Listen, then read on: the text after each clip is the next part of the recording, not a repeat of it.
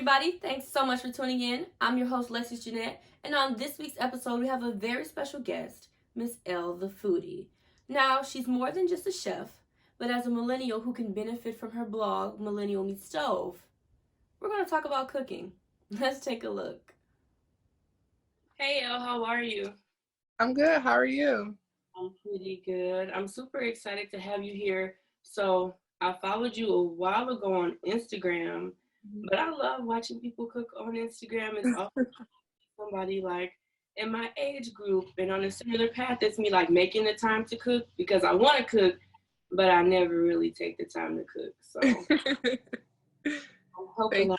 you so much. Yeah. So first we'll do like a quick, it's not really a game, but I'm just going to ask you 2 questions. And so the first question is, what is a go-to or essential meal that like most people should make or be able to make? Um, hmm. I think the easiest thing that I learned how to make was like chicken packets, where you like take like fresh like baked chicken. You take chicken breast or chicken thighs and season them and add in some broccoli and then put them in foil and then bake them in the oven with a little butter pour it into the sun. It comes out fresh, very good, juicy, not dry. And then just throw in some rice, and then that's a quick meal. That's something that got me through college all the time. Oh my gosh, that sounds so good. I was spaghetti. That You can sounds switch it up. You can do it with like shrimp, or you can do it with fish. oh wow. Yeah, it's so easy. Yep. I'm gonna have to write that down. I'll So, send it to you. thank you. And then second question is, what is one thing you have in your kitchen that you cannot live without, like that you love cooking with or that you love knowing is there? Um. So recently, I bought a Ninja Foodie. It's like a air fryer mixed with it steams, it broils, bakes. It's an Instapot. It's the air fryer, so it does like literally everything. It's like a 9-in-1. I found so much usefulness in my kitchen lately. Like I my bagels in there in the morning. I've been making like pretty much all my meals lately. So that's definitely one of my favorite products so far. Other than that, I think my blender is probably something that I use all the time. Yeah. I remember begging for a blender. I got it and never used it, but I am trying now. I got some fruit and some stuff, so we'll see. But I'm glad you brought up the foodie because I saw you make that cheesecake on Twitter. Okay. I love that. Looked Yeah. really good. I made a cheesecake. I'm actually posting that on my blog soon. And I made short ribs not too long ago. I made corned beef, wings, french fries, rice, anything, veggies, soups. So, yeah. So I need to get a foodie. Is the Yeah. main. At least get an Instapot or air fryer. I feel like if you have one of those, you can definitely make a lot of meals. But if you have both, you can get the one that has like the 8-in-all or 6-in-all or whatever, and it's definitely worth it. Wow. I do want to ask, how did you start Millennial Take Stove or Millennial Meat Stove? I'm sorry. I started blogging. It's been 2 years now since I've been like officially blogging. I started cooking in college. I kind of wanted to learn a new hobby and be able to learn how to cope with anxiety while in school. I studied pre-med at Fair State. So I started cooking, and it went from like trying things online and looking at, I'm trying to think, allrecipes.com and things to learning how to make my own recipes. And I've had a background in cooking, you know, from watching my family cook and watching Martha Stewart and Ina Garten on TV growing up. So I knew the basics, but I couldn't cook anything more than like Velveeta shells and cheese in college. So that was my hobby, to learn how to cook, learn how to understand different culinary tips, and learn how to become a home cook. And here I am today. Yes. And to me, you look like a professional. Like you you made salmon croquettes with like fresh salmon, and I know some people use like the canned.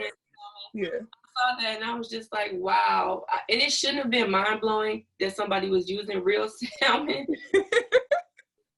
but I think that's cool. And then to kind of piggyback on what you said about being pre-med, I did read that you are interested in like making sure that minority people have proper health care and things along the lines of that, which I love. I'm trying to work towards getting another degree in health promotion or health communications and risk management. Yeah, to ensure that people are getting the proper health care. So I loved how everything tied together for you when I was reading your blog. And so I thought that that was awesome. Thank you. No problem. So I asked you like a go-to meal, but what is your favorite meal to cook? Like, It's always a tough question. I don't think I have a favorite meal yet.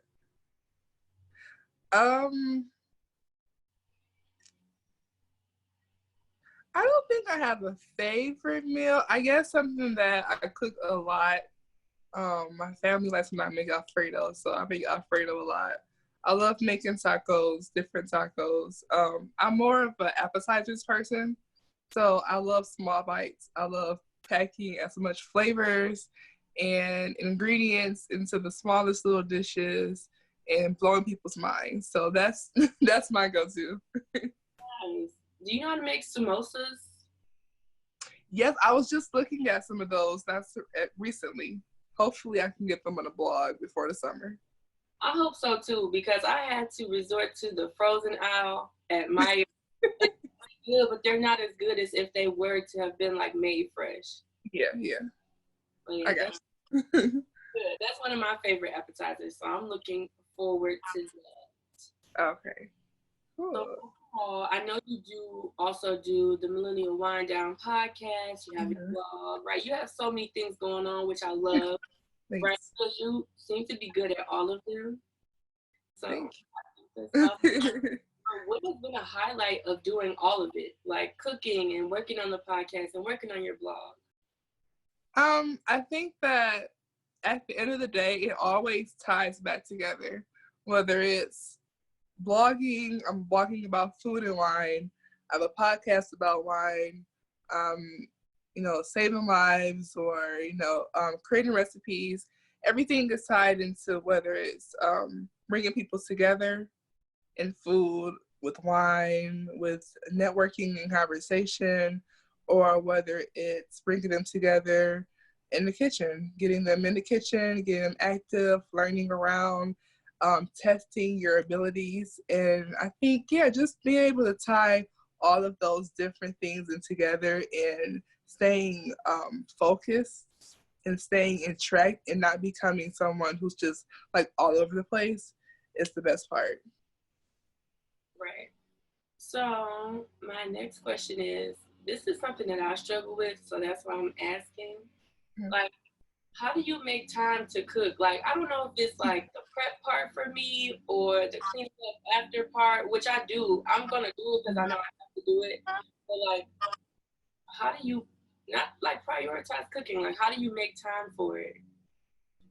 Let's see. I guess when I was in college, I had to learn how to cook some things. I got tired of eating the same thing. But I guess the most important thing is to, get rid of the fears of, being in the kitchen and it takes time and all these things. You can literally go in the kitchen and take whatever you find in your fridge and throw it together. And as long as basic combinations and things, it gets better. Um, when I come home, just setting aside time. So if it takes prepping ahead of time, so that's starting on a Sunday and prepping for the entire week, or at least just having your ingredients ready ahead of time. So in the morning time we leave, get that chicken out, that beef, make sure it's thawed out, or stopping at the store a few days ahead of time, not going to the store after work because it's usually busier at that time. You get to the store and you're like, okay, I don't want to be here. I can just eat some Taco Bell or Qdoba, whatever it is. So it's really making time, because I think that what keeps us from cooking is the lack of patience. You get home, you don't want to cook. And I understand, I get home, I don't want to cook either. I haven't cooked all week. But it's just taking that time and saying, okay, well, I want to eat a good meal. Let's get to it. And then after a while, it's easy. Get the hang of it. Yeah, that sounds like me exactly. Because there's a Taco Bell and a Qdoba right by the Meyer by my house. I'm quick to like be like, you know what? Don't even. I'm not worried about it. Let me just get some fast food. I'm gonna go tomorrow, and then tomorrow Right. next week. So Yeah, then when you go during the week, sometimes the stores are crowded and you already might not even like grocery shopping as it is. So you're in the store, and then next thing you know, you're either leaving out or picking up something that's frozen. And yeah.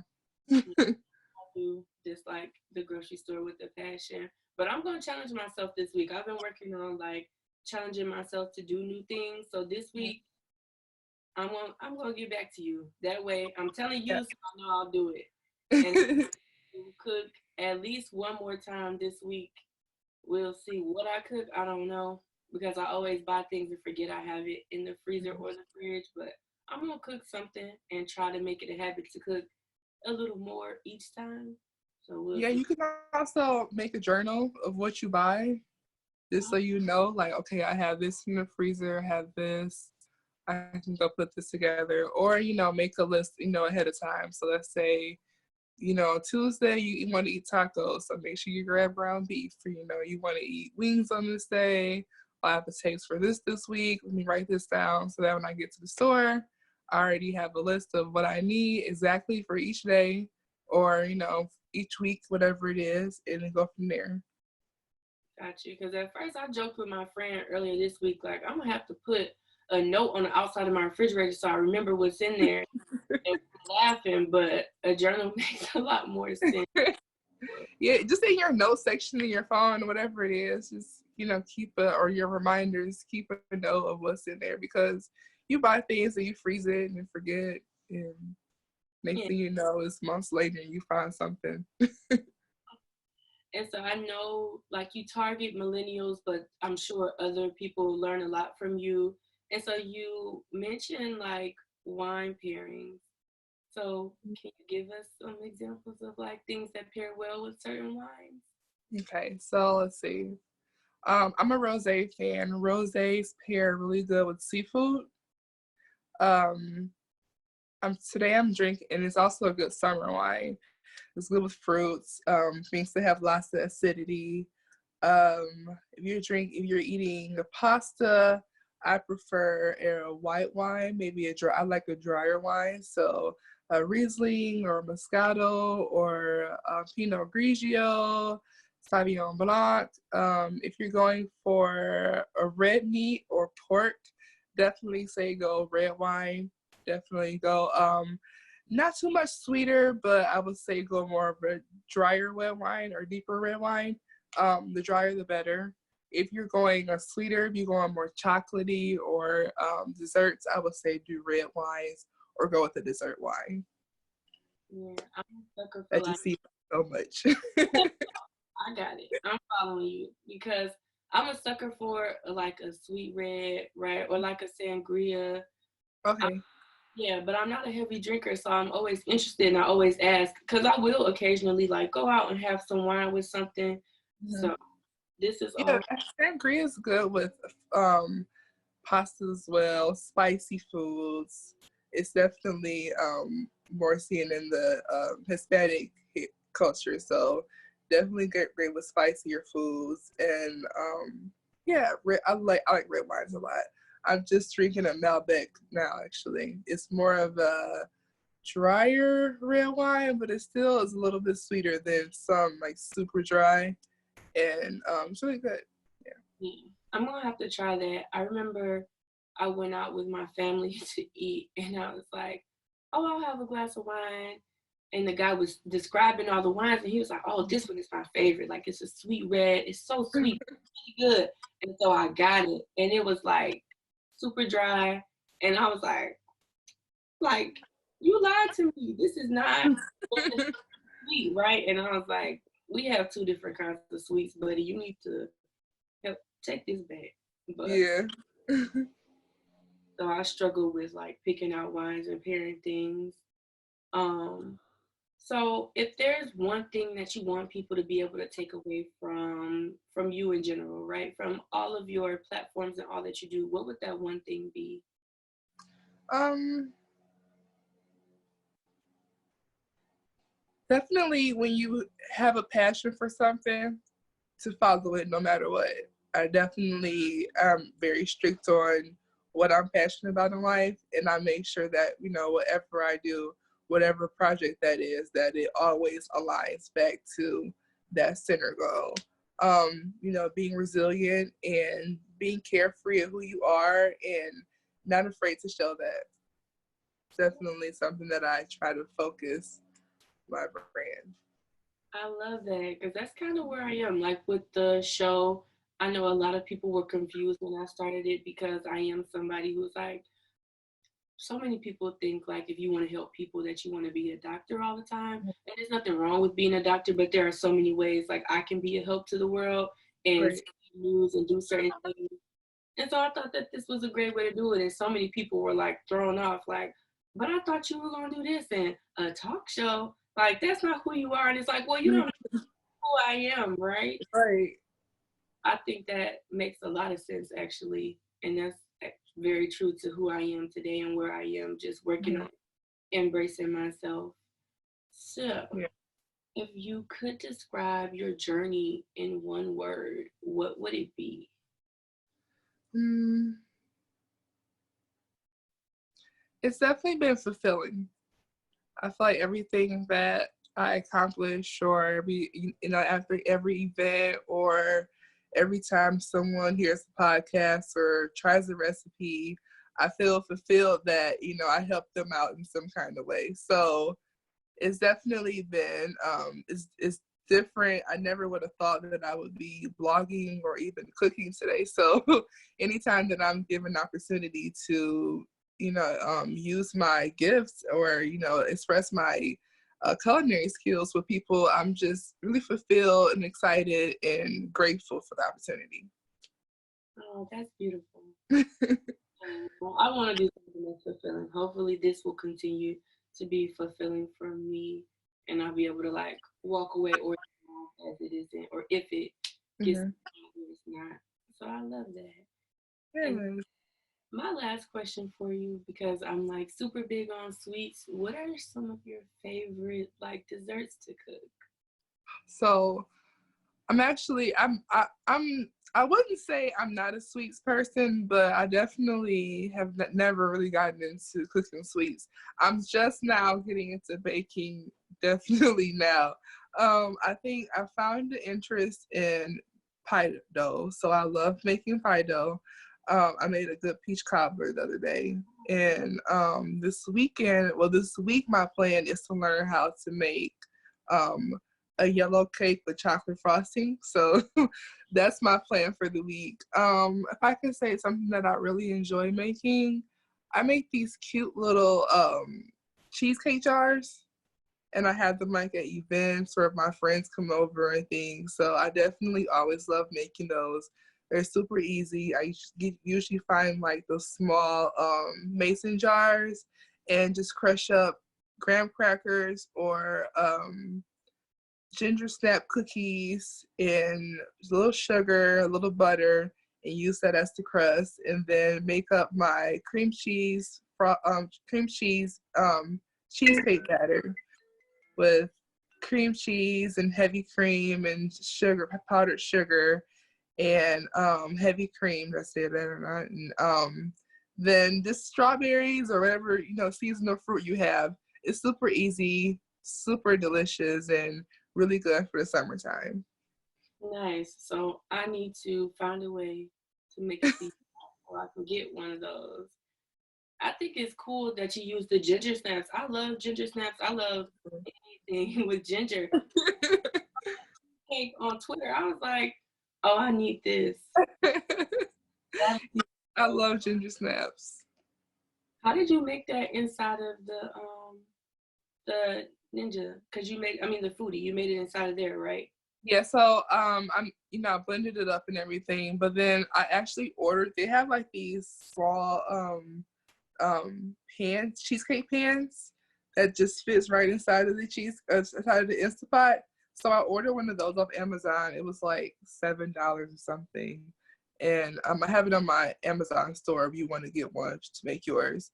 But yeah, and then you just kind of just stick it inside. It actually comes with like a rack to actually lower it down into the Instapot, or you can actually buy one of the silicone racks and you just sit it inside and then just drop it inside of the Instapot.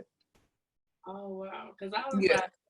like, oh, this did not come out of there. Like, this is magic. Right. Yeah, I'm gonna post like a video hopefully of like the entire process, because I was shocked at how easy it was. I'm like, okay, this was really, really simple and it was good. Yeah. So I said I was gonna cook something. I'm going to cook it and I'm gonna put it on the complexity page and I'm gonna tag you. If it doesn't look good though, I won't, and I'll just text you separately and be like, I did something. Just send it to me, said. And then if you need help, just let me know. Thank you. So that'll be my goal for the week. I want to thank you so much for talking with me. Like I said, I love watching you cook. It's very inspiring for someone who wants to cook more or is beginning to cook, because you do make things that are not only good, but they're like not super hard to make, and you make it so it's not hard to follow as well. Because sometimes, like you said, cooking can be intimidating or like overwhelming, and you don't want to mess it up and things seem so fancy, but you make it look easy. So thank you for that. No problem. Thank you. No problem. And thank you for having me. I'm very excited. I was very excited to be a part of this. So I'm excited we got to record. It means a lot for you to like be willing to work with me, or anybody in general, right? Anybody who I reach out to. But I was like, all right, she's gonna be like, girl, I don't know you. Like, you are a stranger, and it's still in the beginning stages. So it really means like the world to me when people are like, I would love to like work with you and be on this. So, if anybody out there would like to join me in the challenge that I set for myself, which is to learn how to cook more and make it more a part of my daily routine, I'm inviting you all to join me. But this week for our complexity chat, we're going to do something a little bit different. We're going to show you a video of Elle cooking. So, I'll leave you guys with that. Thanks so much for tuning in. I'll see you guys next Tuesday.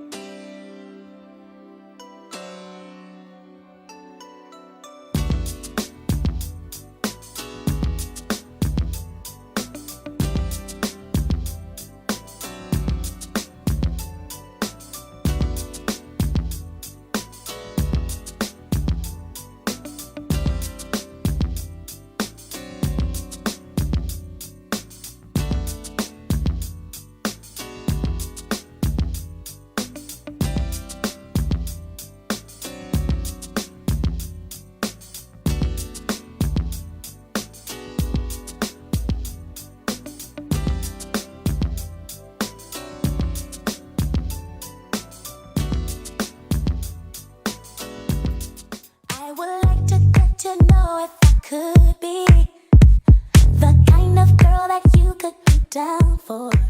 'Cause when I love